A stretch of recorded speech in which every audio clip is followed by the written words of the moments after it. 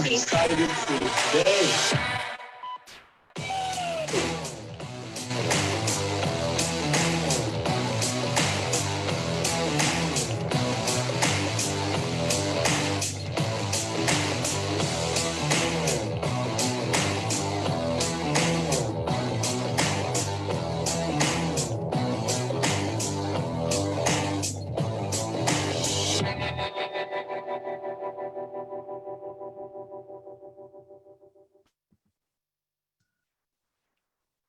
Hello. We're back. We're back. Good morning, good afternoon, and good evening to everyone out there in Facebook land. Thank you so much for tuning in again with us today for our second guest. He's such a special guest. But before I get to him, let me introduce my co-hosts, Julie Mitchell and Leah Matthews. Ladies, how are you doing today? We're doing great. Hi, it's really good to see you again. Why do you guys seem so sad? Like you should be pumped up. Me? No, Why? I'm super pumped. I'm super pumped. We did a wardrobe change, so we still match-ish, but we changed wardrobes from the first guest today. Now we've changed into red, so we're really excited. Is that to support the troops? We love our veterans, so yes. All right. So got a match, and also we've been doing our research on the MMA. Did you know that I am the queen of the flying knee? I didn't even know this until I did some research. And Leah does a mean guillotine. She does. Buddha boom. Wow. The jokes are just, I don't even know. Is Tim laughing? I didn't know what to do. You know, I was just kind of, I didn't know that was a joke.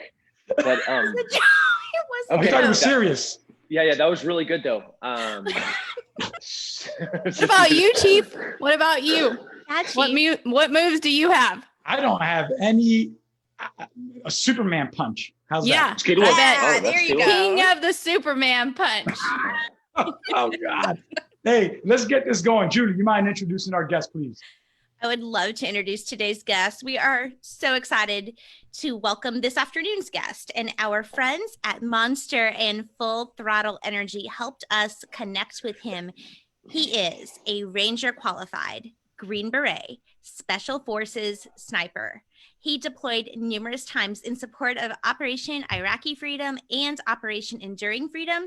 He's also a skilled mixed martial artist and one of a very few who served on active duty while competing professionally with UFC and other organizations. We are so honored to have him with us today. Please help us welcome Master Sergeant Tim Kennedy. Hey. Welcome. Hey. That was a long intro. It was really long. My mouth got dry, but that's okay. We're building you up. Maybe she should have done like, what is it, the Bruce Buffer in this corner. We have.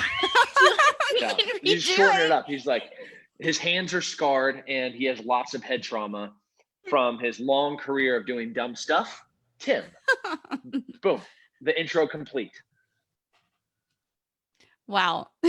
Thanks, Tim, for joining us again. We're really excited to have you, if you can't tell. And for everybody who's watching, drop a note in the comments. Let us know where you're watching from. Leave some love for Tim there. And if you have any questions for him, we'll address those throughout the broadcast. And if you enjoy these Chief Chats, you saw our little sizzle reel. We hoped you like it. But if you enjoy these and you don't already follow us, you will want to, because we have some big guests coming up. We have guests scheduled out for several weeks still. So go and follow us. And if you want to enjoy this with your friends, now is a good time to start your watch party. I started mine. Hey, Tim, thank you so much for joining us, man. Thank you for your service and your sacrifices. We're thrilled to have you with us today. You're generating a lot of excitement, a lot of people logging in now to watch what you have to say, hear what you have to say. So first off, let's get this going. Where are you coming to us from? And are you able to tell us about your current military assignments? I am in Austin, Texas right now. And I think we're wrapping up our kind of sabbatical of COVID. We're going to play catch up starting on Friday, doing our basic airborne refresher, and then I'm gonna do a bunch of static line jumps to kind of catch up for how far we are behind, and then probably jump into the future a little bit, because right before COVID happened, I was deployed in Africa, part of a foreign internal defense mission in Northwest Africa. And so I was even more tardy in all of my jumps. You know, I missed 3 months for that, and then 3 months for this. So now I gotta play some serious catch up. I'm just gonna be, yeah. How many jumps do you have to do? I think I need 5 to catch up. Wow. So I think we'll do that in a day. All right. Oh, wow. Yeah, just check that block, you know. Just all in a day's it work done. for you. Yeah. Well, that sounds like a lot, but sounds like you've got it together. So, Tim, can you start off talking about your passion for service? What led you to joining the military? Oh man, it's kind of a dark story, you know. Or no, I'm not.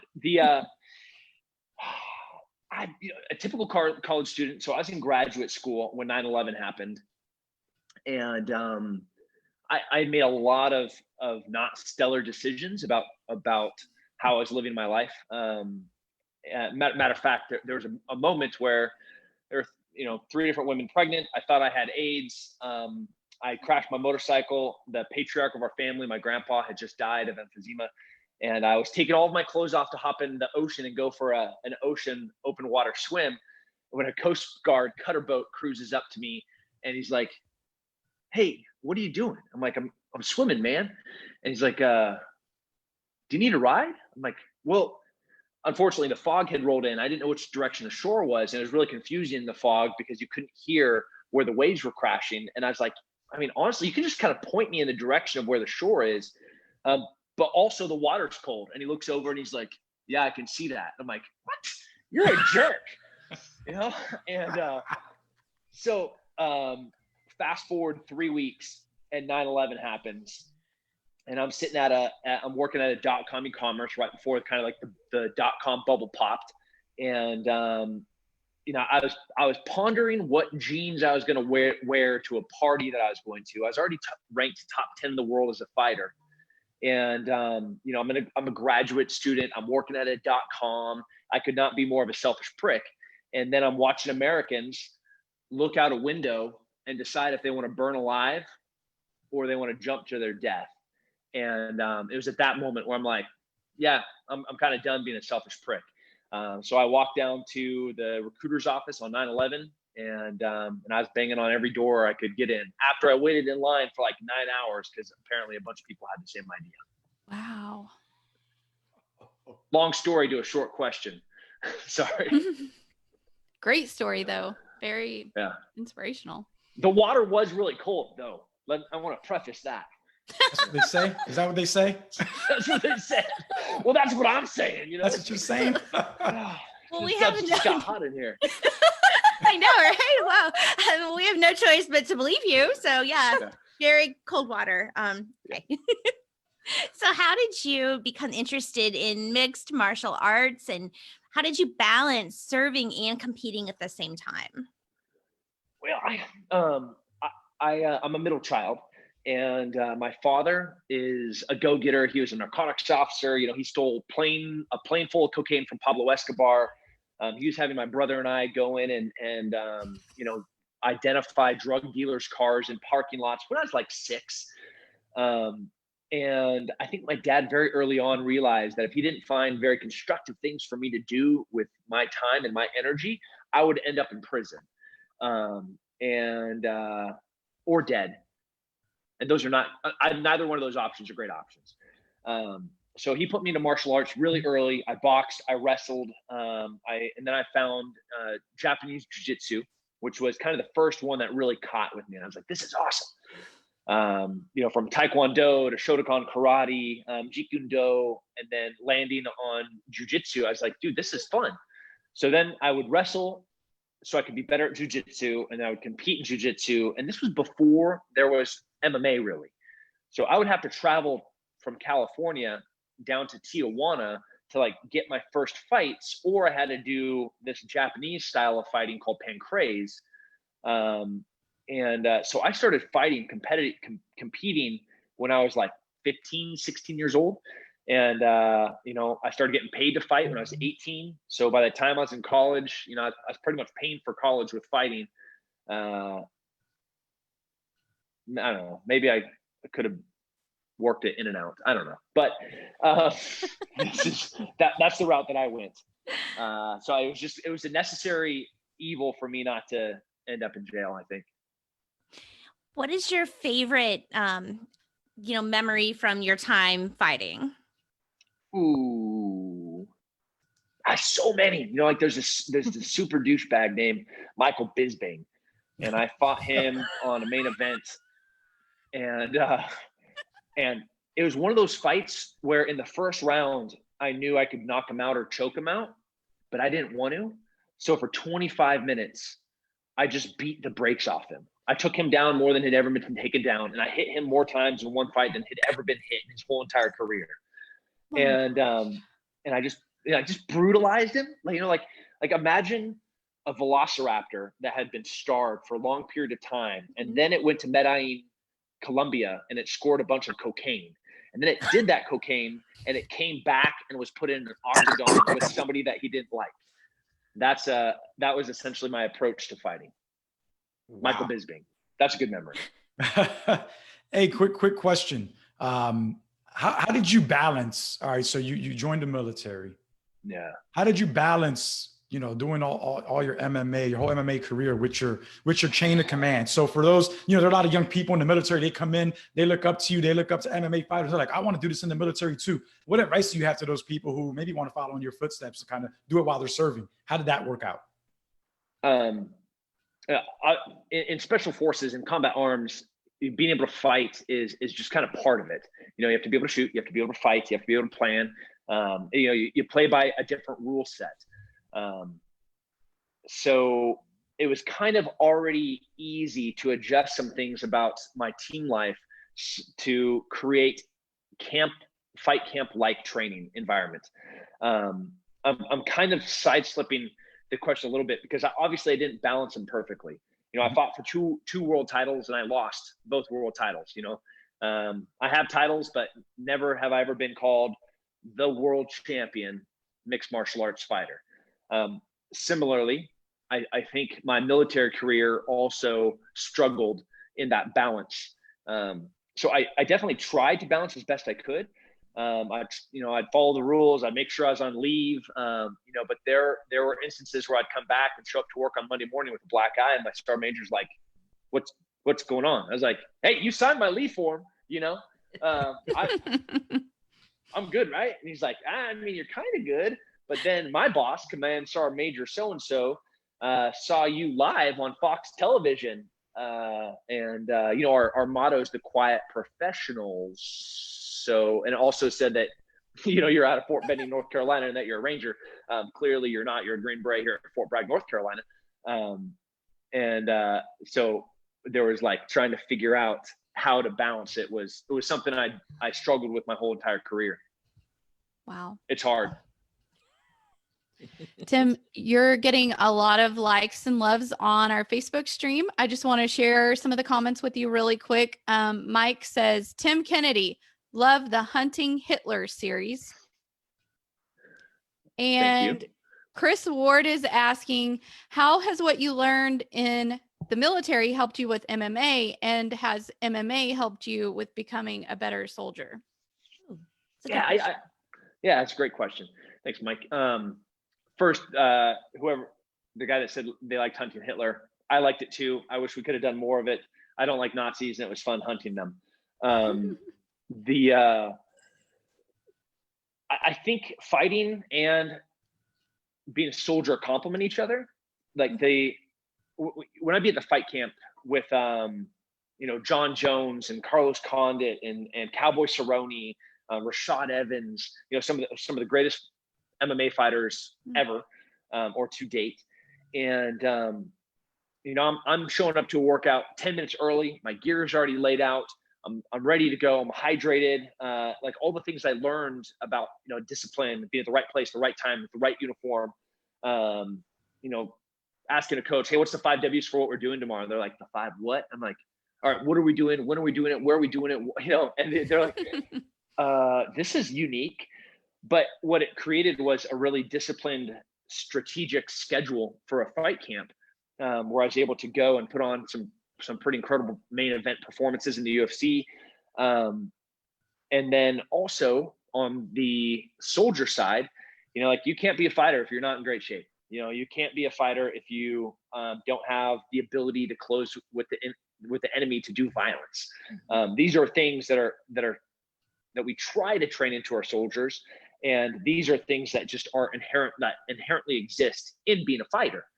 So the first time as in Iraq or in Afghanistan, I did not have a hard time when somebody shot at me wanting to close the distance with the enemy and do violence on America's behalf. This is like, man, I've been doing this since I was 8.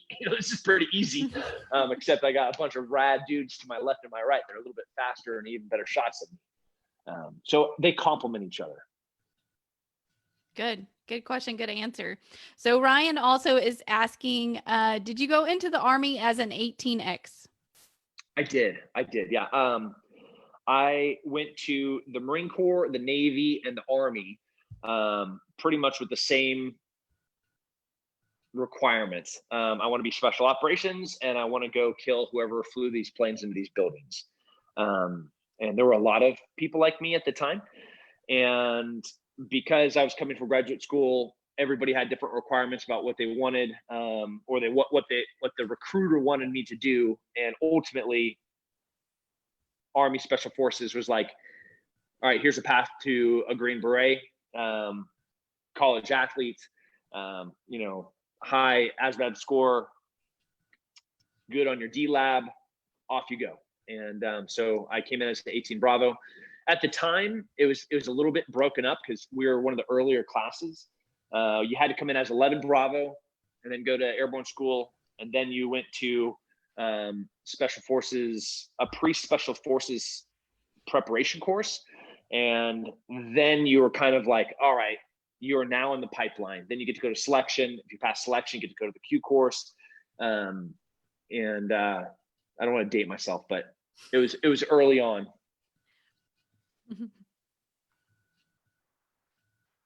Excellent. Chief, do you see any questions or comments that I've missed, Julie? Yeah, Jose saying, Jose Juan Huertas ask, you are a good motivator. Do you go to high school and motivate our youth? Do you coach? Yes, I do both. Green Berets, first and foremost, while I think they're the best fighters and the most elite on the planet, they're trainers and they're leaders. So, and actually, like if you look right here in front of, I'll just turn this around so you can see. This is what I'm studying right now: unconventional warfare, asymmetric warfare, special operations forces, insurgency, counterterrorism, and that is just kind of like, it's what we do.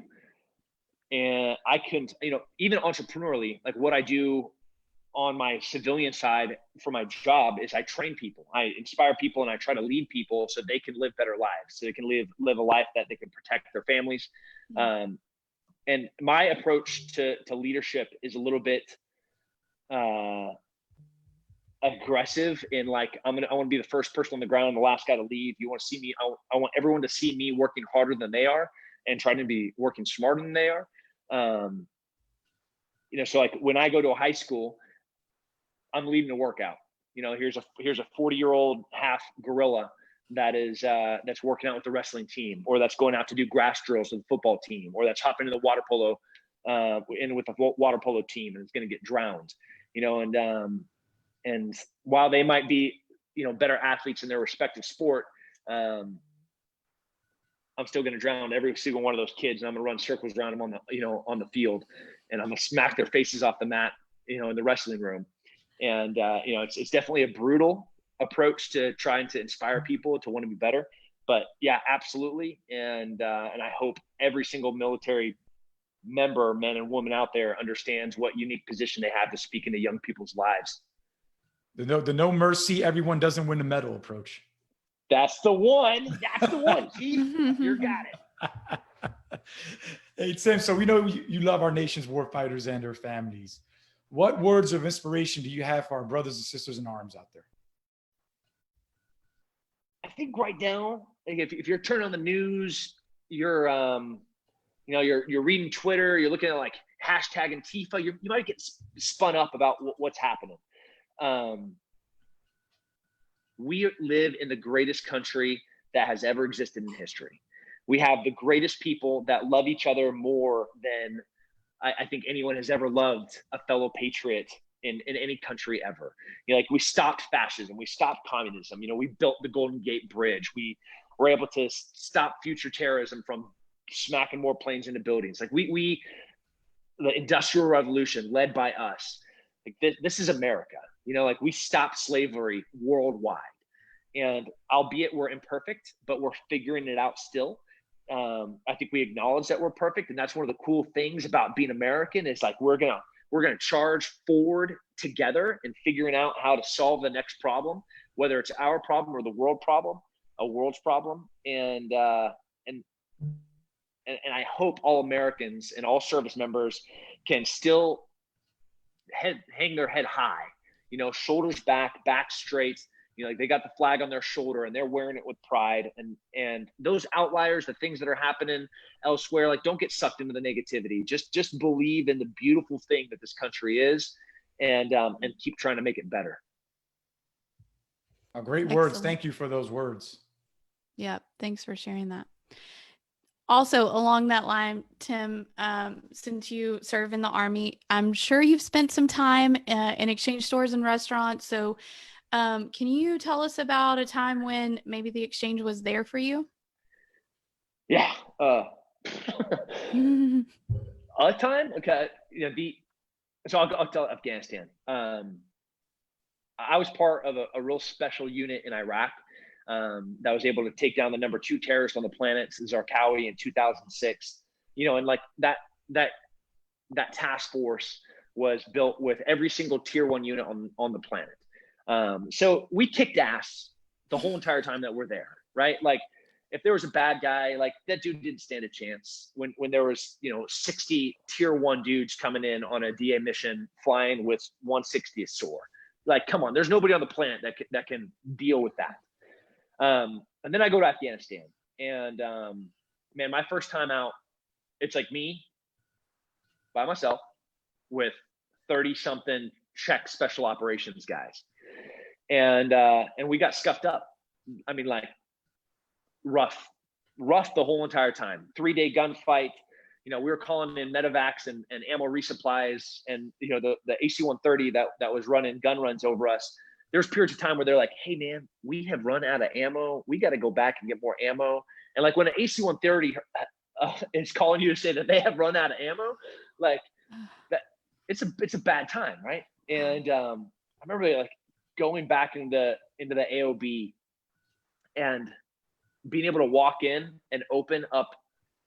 Like I hadn't had anything besides rotten goat or like scraps from an MRE in a couple of weeks. And I still hadn't showered, still hadn't gotten a haircut, still hadn't shaved. And I know I was going to get in all sorts of trouble walking into the shop, but I just wanted something cold to drink. It's all I could think about. And I opened up a cabinet and, you know, grabbed a drink, and I sat down before I even paid for it. I just sat down and drank it. And it's one of those moments where it's like, I'm still alive.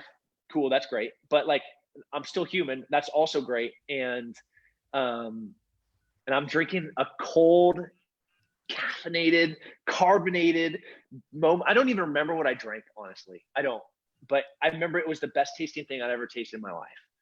Wow. And yeah, that was a pretty, sitting on the floor of the shop, drinking a cold drink. Wow. That's awesome. I love that story. Yes. Hey, so great. So as a soldier and an athlete, you know what it means to be fit to fight, right? You get it, Tim. So you live this every day. What does your fitness routine look like? What can you share with all the viewers out there? I still compete in a couple of different things in shooting, in 3-gun matches, which is a lot of running and jumping and dancing and playing. I fought this year in a grappling super fight. I'm about to do another jiu-jitsu tournament. So I'm still in like the competition mode. And then as a soldier, you know, like I never want to be anything but first, especially now in leadership positions. Everybody's going to look to me, not because I'm Tim Kennedy, but because I'm a leader. And even if you're, you know, a 4-man team leader, a cell leader, a squad, it doesn't matter what your role is. Like people are going to look at you as an example. And if you're gonna have that flag on your shoulder, like it is, in my opinion, you have to be able to fit the mold of the Adonis shape, not only like physically but mentally of your capability, right? Like I can run through this wall to save that person, or I can pick up these 2 people and I can run a mile with them to the medevac, whatever it is. So my routine is pretty brutal. That was the preface to it. You know, like I do a type 2 Pavel, big power volume explosive workouts, twice a week. I did cardio this morning. So I did 72 minutes. We did 6 minutes on the rower, 6 minutes on the skier, 6 minutes on the airdyne. And then we did a 18-minute EMOM. And then we did 6 minutes, 6 minutes, 6 minutes, and then another 18-minute EMOM with burpees, body weight get-ups, push-ups, and sit-ups. And that was a cardio day, kept our heart rate at 75% for 72 minutes. Tomorrow, it's almost like a football running back drills day. So it's all fast twitch, explosive movement. And then jumps on Saturday. I'll take Sunday off. Monday will probably be like a 12-mile ruck day. Wow. Yeah, that's above what the average person probably does in a week. In a year. Intense. Very intense. Hardcore, man. Little intense. I'll take like maybe 1 or 2 of those days. Those other 4, I'll let them go. That's man. So like I love this idea of like there's somewhere right now, as we're like having this super civil conversation, like there's someone out there right now that is training to do harm to Americans. They're training like right now, like they're at the shooting range. They're in the gym. They're like figuring out how to use a different ignition system for a pressure cooker bomb. You know, like they're doing something about figuring out whether it's going to be the next Boston bombing, the next Pulse nightclub, or it's going to be, you know, the next active shooter or somebody driving, whatever it is. And like, what are you doing every day to be able to combat that? And then on a Special Forces ODA, you're only as strong as your weakest link. And, you know, there's 12 dudes and they're the most incredible humans on the planet. But like, if you're the weak link in anything, in any category, physically, you know, mentally, educationally, it's like you could get your whole entire team killed, or even worse, you could fail your mission and the people behind you have to pay the price. So like I take when it comes to training, I take a somber, gross, violent approach to training, you know, me and my team.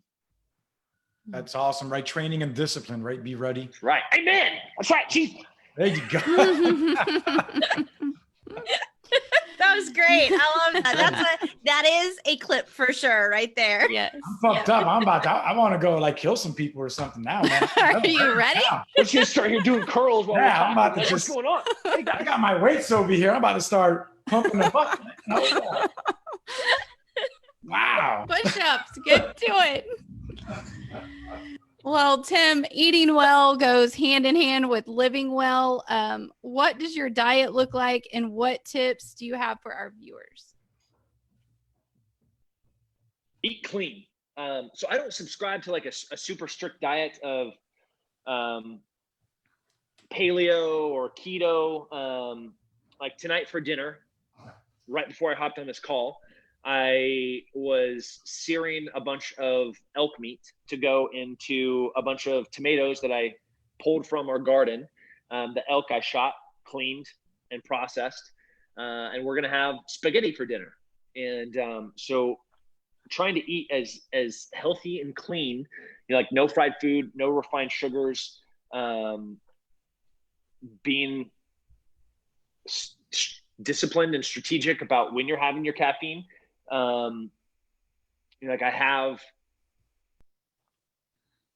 what I think is like a normal, healthy human athlete, how they should eat. And diets are fads, but a lifestyle choice about nutrition is I find to be a very fulfilling thing. I see people dieting and I feel so bad for them. Like I get my one cheat meal a week, it's like, dude, I'm making this like huge, slow roasting Italian marinara sauce that's going to cook for 10 hours while I go do my workout, while I go to my business meeting, while I hop on this call with y'all. And then, like the family's going to sit down tonight for dinner together and, and eat real food, like eat real food. That's it. You heard it, right? Because you also, a case for most of our viewers, right? You have healthy Army communities and Air Force Smarter Refueling, who's out there to kind of promote that healthy lifestyle, for the soldiers and the airmen to kind of get that nutritional information to kind of understand how to eat clean. Because let's be honest, right, Tim? A lot of these young soldiers, they're on the go. So they try to grab something quick and a lot of health. There are not a lot of healthy, quick items to eat sometimes. At times, hot, healthy, you have nuts, maybe some beef jerky, things of that nature. But it's just really tough, especially when you're on the go. So we got to make sure, it's our duty, especially as part of the exchange. We work hand in hand with the Army and the Air Force to ensure we provide like beef fit items, right? Beef fit, something the soldiers could grab. That's at least it's a healthy snack. Instead of picking up the Snickers bar, they take the nuts. I saw in the cold section the other day at the exchange, you had like these small charcuterie boards. It had like some salami, it had some good aged cheese, it had like some nuts in there, it had some prunes in there, and like, dude, I would have done for that 15 years ago. Like I Chief, what you said, I would go grab a bunch of jerky, a bunch of different types of jerky, a bunch of water, and a bunch of different nuts. That was like, if I'm going to the field, if we were doing our FTX, that was like my go bag. And then like when we get our MREs issued every single day, I'd trade out, the Skittles and the M&Ms for an extra thing of peanut butter or, a main meal. And, but I would mostly live off like the nuts and the beef jerky. Yeah. I think that's the hardest part, right? It's choice at the end of the day, right? You have to, you as a person have to make that choice. And it's hard, right? With so many options out there. Yeah. Which probably leads to Julie's next question. I was just going to say that leads to my next question. How did you know? I don't know, I'm psychic. You are. Can you talk to us a little bit about resiliency and mental agility? I think a lot of us, it's been a tough few months, been a tough year. What advice do you have for people so that they can keep their spirits up and keep fighting? Yeah. Well, Jocko Willink is a great friend, and he has a lot of brilliant wisdom about this. When he says, like, if you're looking for motivation, like if you're going to go to Instagram and try to find an inspirational quote from somebody, or like a new fad or a new diet or a new workout, all of those things are going to go away. Like that's just a momentary fix. But discipline is the thing that will always be there. And I know that sounds boring, but like even when I was supposed to be stuck in my house, I got back from Africa and I was so excited to see my friends. I was so excited to go and eat real food. I'd be like going out to my favorite taco restaurants for breakfast and my favorite places to go get coffee. And they're like, hey, sorry, the world is shutting down. Like adapt and overcome, right? That's what we do. So it's like, oh, cool. I'm going to buy an espresso maker, or I'm going to figure out how to ground coffee at my house. I'm going to find this, like, I found a friend that made homemade tortillas, and we would make breakfast tacos at the house. And the human body has like some very, very basic cornerstones that you have to keep strong for everything to be healthy. Like nutrition is one of them. Fitness is one of them. Sleep is one of them. And then like our connection to other people. Whether it be like an intimate relationship with your wife or like a personal one with your kids or your friends. Like if those four cornerstones aren't met, and they're all very connected, where like if you're not exercising and you're not eating well, you're gonna have a hard time sleeping. If you're not eating well and you're not exercising and you're not sleeping well, you're gonna have a hard time connecting. And if you're not connecting, you're not going to have the motivation to exercise or eat well. So then it's like this negative downward cycle. And at any point, you can break that cycle. And the easiest way to break that cycle is sweating. Like everything you want is on the far side of hard work. The good hormones that start pumping. Like if you don't exercise, you look at that Snicker bar, like Chief said, and that Snicker bar looks pretty good. But after, like today, I did 72 minutes of a 75% heart rate. My shoes are still wet. It's sweaty as we're doing this. The thought of eating a Snickers bar, like I would like throw up. I want to go eat the elk that's in there. That's what I want. I want, I want some nuts. I want some almonds. Like I want to, go fight another velociraptor. Like I want to, find my wife and be kind of weird. Or I want to grab my 4-year-old and go for a run around the property. Like, because the energy is like, it's building, it's contagious, and there's more of it. But you have to keep that positive cycle going. You sit down on the couch, you have that Snicker bar, you start playing those video games, you forget what time it is. Now it's 3 o'clock in the morning. Tomorrow's going to be even worse. Then you turn the news on. Heaven forbid you do that. Just at any point, take a breath, walk outside, listen to those birds, feel the grass on your toes, and then go sweat your balls off. That'll be hard for me to do, but that's okay. Metaphorically, Metaphorically. If you had some. Yeah. Just a little joke. Megumi says, okay, but that key lime pie after grilled chicken and green beans still really hits the spot. LOL. And there's nothing wrong with that though. There's times like you do the work, enjoy life, there's nothing better than, and at that point, it's not even cheating. Like you don't have to do a cheat meal to go grab a key lime pie. Like recovery, when we talk about how much output you're doing, I say earn your recovery and earn your food. And what that means is like, don't go and think about, I'm gonna spend this money and go, to this place to get a massage or go get an ice bath or go hike in this hyperbaric chamber or, any of these like crazy whack things for recovery, all of which are cool, unless you do the work to deserve it. And like, hell yeah. Do you know when that key lime pie tastes so delicious? After you had a badass day at work.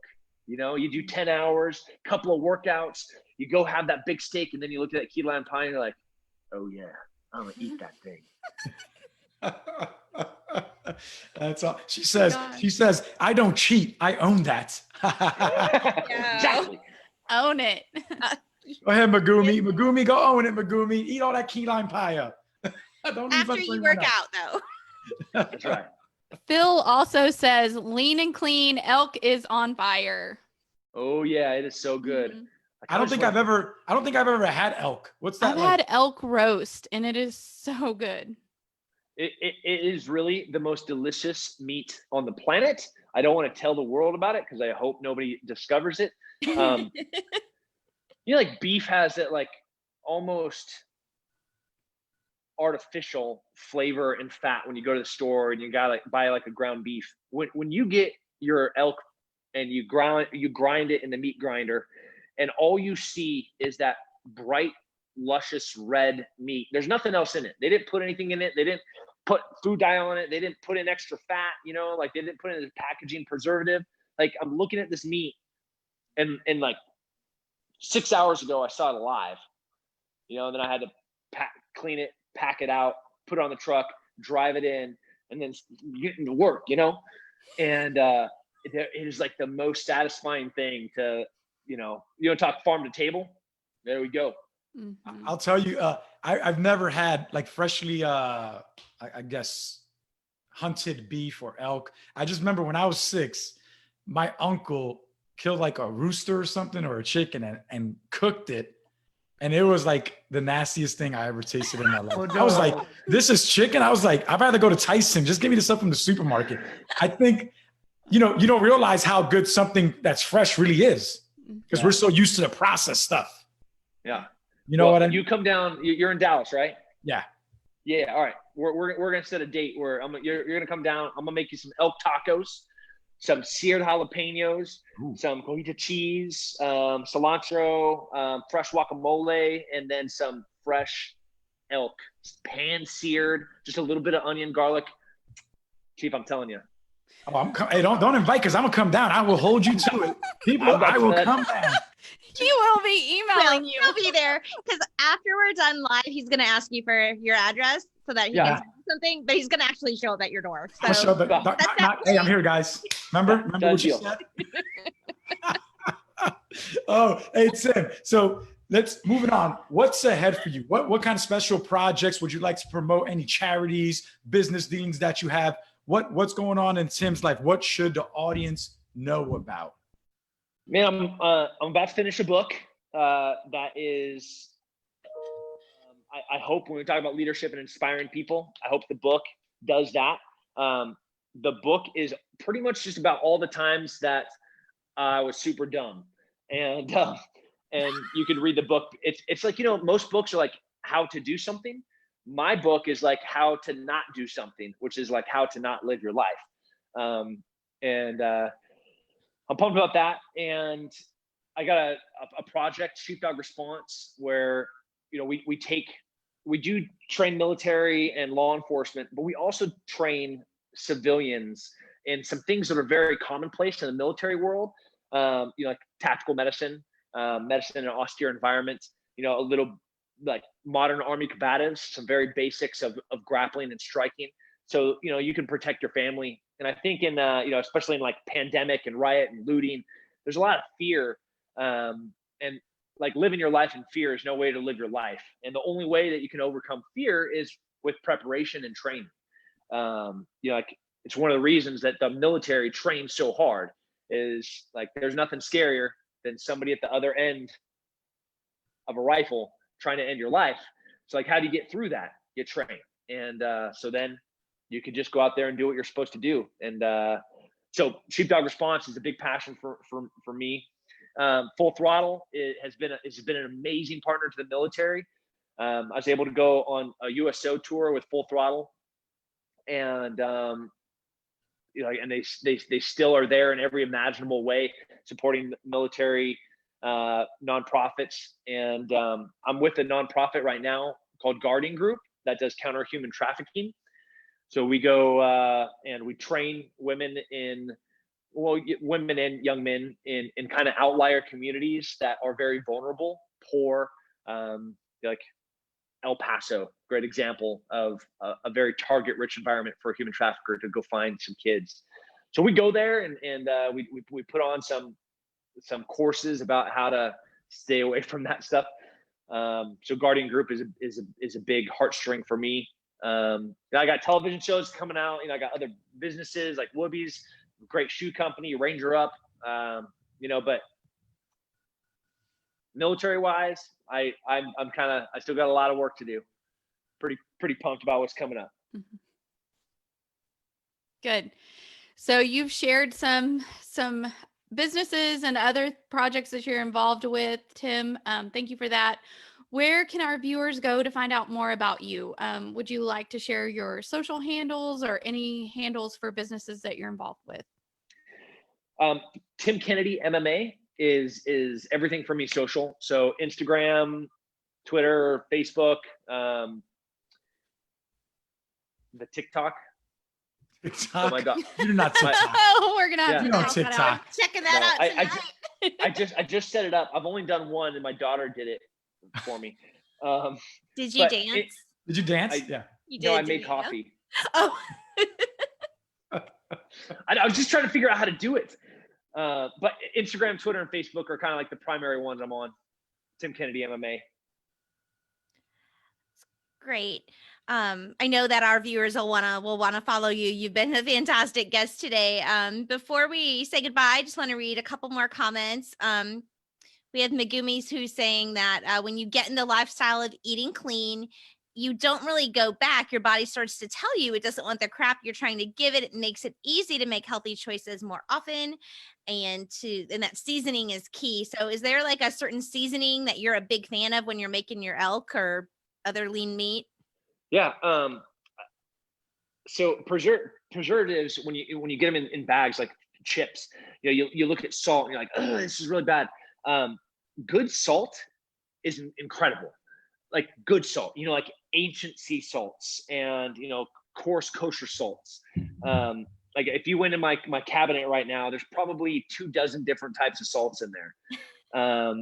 And like infused with different flavors sometimes. But like it's salt coming from like processed food is bad, but don't shy away from using good salt on your food. Like underflavored food is the most disgusting thing ever. But I love using natural herbs, basil, oregano, thyme, that you can, and those are easy things to grow. Even soldiers, like those are herbs are very hardy things that are difficult to destroy. They're almost like weeds, like rosemary. Rosemary's like, that is a weed, but that's a badass herb that you can use in almost anything, especially poultry. And so never under salt, never under season, and only stay away from preservatives in bad food, but not in your food. That is really, really great advice. In fact, you're the second. We had a guest on earlier today who was talking about salt and pepper and how that adds flavor to beef and makes it better. And you were going 2 for 2 on the recommendation of a good salt. So obviously that's something we need to consider. So I think also Julie, right? I mean, when we had Chef Irvine and Chef Wahlberg, all of them said, right, quality ingredients. So invest in some good quality ingredients. Eat real food, eat clean. Yeah, it'll change how you eat. Mm-hmm. Absolutely. Julie, you got that question from Benjamin. He asked a couple questions. Benjamin yes, I do see a couple questions from Benjamin. Benjamin is very much into your Hitler hunting. So he's asked us a couple questions. Did you find proof of Hitler in South America? And I can't find the other one. It was essentially the same question. What was your favorite part of the show? Favorite part of the show, and then did you find proof? We found a ton of kind of circumstantial evidence that I think unless we found the smoking gun of like DNA of Hitler, I wouldn't be happy with, like saying this is historically what happened. I think what we can say is that there was extensive efforts made to prepare to get Hitler out of Berlin at the end of the war. And then what happened to him, that I don't know. My favorite part of the show, I think, was being able to fight against history. Like there were things that we discovered. Like I was the first American. I had to dive. I was on mixed gas, diving 200 and something feet down to the bottom of a fjord in Norway to be the first American to be on this German U-boat. Like that's pretty incredible. I had to swim the Perna River to get access to what they call the Bormann compound, where Martin Bormann might have hid out after, he escaped the Nuremberg trials. And being able to be physically present at these places that not a lot of people could get to was humbling, but also like so exciting. To be like, holy crap, like I'm the first. It's cool. It's kind of hard now, right, with social media and everything, to be the first, because once it gets out there, everybody's rushing towards that area. So that's pretty awesome to be the first. We also have Army family and MWR programs. They're watching with us too. And they say, hi, Tim. Thanks for your awesome service to our nation. And Chuck Lane says, fantastic interview. You are a great inspiration to the men and women who defend our nation. Thanks for everything you do. Oh, why is everybody so nice? Man, I know, right? Yeah, I'm not used to this. My world is like, you're a dumb ogre, or like, why are you such a hairy troll? Or why can't you do this faster? I can lift more than you. And then you go to the military world and they're like, I can shoot better than you. Like, you're really bad. I'm like, what's wrong with your haircut? They're like, I don't know. Exhausting. Shout out to Chuck, because I think he watches every single one of these chief chats and he's very engaging. So we love Chuck. We love you, Chuck. I love you, Chuck. You want to be a guest? Come on, Chuck. No. Oh, we're doing hearts. Yeah. Is that how you... Yeah, it's like, I don't know. I can't. The girls got it. I don't know how they do it so good. We'll show you. We have ape hands. Julie, you got anything else on there? Do you see anything else? I don't. I think we got everything. Did you see anything else, guys? Chief and Leah? Gonna get my workout in right now. My There we thumb, go. my Yes. thumb workout. There you go, Chief. Get it. You Get got it. me motivated now. We go get it going. We go get it going. We're gonna close this out while we're working out. You know what I mean? Tim done motivated me. He was like, hey, Chief, you got to work out 7 times a day, man. Stop BSing. All right. This So is now where I'm going next. What's that? Counterinsurgency warfare theory and practice. Uh-oh. Is that what you're studying? He just one-upped you, Chief. I know. Yeah. Now I gotta get a Well, book. I already did my workout. Now I got to do my studying. You know, like it's a whole kit and caboodle. Hey, Tim, you got any last words for everyone out there before we say goodbye? Man, just go do work. You know, be happy. Everything you want's on the far side of hard work, and go get some. You know, enjoy a full throttle as your cheat meal, or earn it, as some people say, afterwards. Hey, that is awesome, Tim. Hey, thanks again for spending time with us today. It's been an honor. Thank you for your service and everything you've done for this great nation. We truly appreciate it. We truly appreciate you taking time to be here with all of us, with all the airmen, soldiers, sailors, Marines, and of course, all the family members, retirees, veterans out there tuning in. Thank you so much. Goodbye. Please stay on the air for a little bit so we can get that address, because I'm coming down for that elk, and then we get a workout in real quick. All right. All right. Sounds good. Sounds good. We're going to do it. Hey, goodbye, everyone.